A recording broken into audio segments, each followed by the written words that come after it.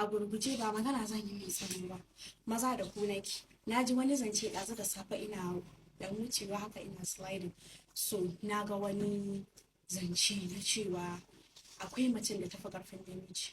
In gaya muku magana ta gaskiya maza, kako karaya da me shi da wanda bai shi, babu macen da tafi karfin ɗa namiji a rayuwar nan, babu shi a duniya ma. Farkon ta ma ba a yi macen da tafi karfin ɗa namiji ba, ballantana a yanzu. Wace ke, me kika tara, me aka tara miki, me aka ajiye miki, me kika ajiye wa kanki?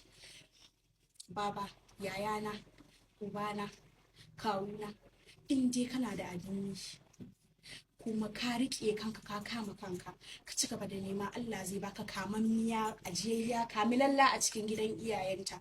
Ka rubuta ka ajiye. Duk mai nema yana tare da samu. Duk wanda ya ce maka ba za ka samu mata ba, ƙarya yake. Ko ni ce ka zo